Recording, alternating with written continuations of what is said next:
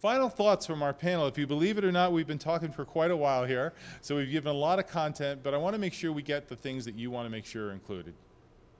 One thing I really want to stress that I hear over and over and over again, whether it's graduation or prom or whatever it is, your kid is not safe just because he's getting high in your house.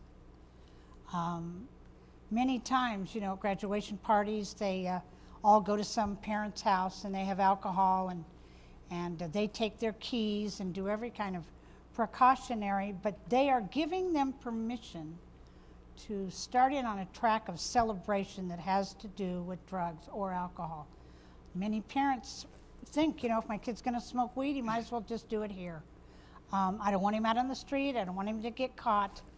And it goes back to that isn't what a parent's supposed to do. It's supposed to keep them safe.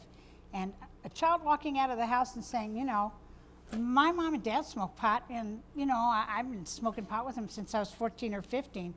We don't think there's anything wrong with it, except that they're aiding to the delinquency of a minor. You can't give permission to children to not mature. Once you pick up a drug, you emotionally stop growing. So you could have somebody start smoking pot at 13 years old and they finally get clean at 40. I got to tell you something, you're dealing with a 13-year-old. Anything else from anybody? Steve? Jill.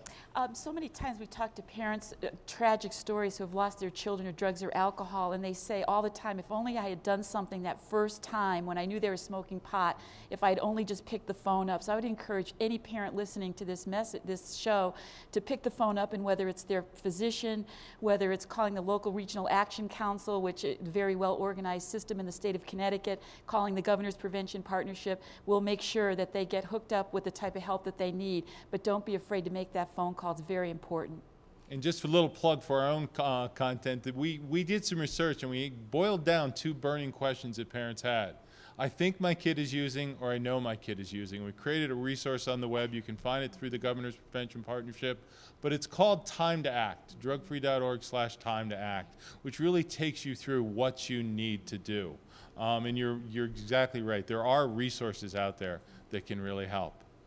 Final thoughts, Dr. Rogers? We'll go down the line here. One word, that's vigilance. Vigilance. So we're vigilant when our child starts to crawl and make sure the house is safe.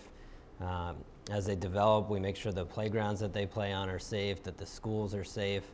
But for some reason, as they develop into adolescence, we feel like they're miniature adults, and we lose some of that vigilance. And I see it all the time in the emergency department.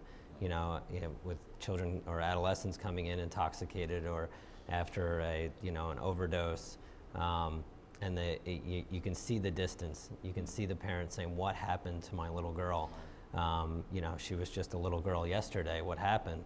And I think they lose that vigilance. They start to forget that they need to protect their environment. They need to be involved in their lives, and I think they forget how enjoyable that can be as well.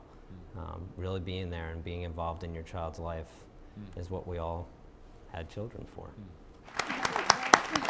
We're gonna have some information on the screen. It should be coming up as the show wraps up. I invite everybody to stay tuned. There are things that you can do, and Jill touched on that. If you need information, there is a phone number you can call in Connecticut. It is 860-523-8042. Reach out and get the information. Don't sit at home. If you need something, if we haven't answered your question, do that. If you want to go on the web and you like the privacy of that, on the web, preventionworksct.org. preventionworksct.org.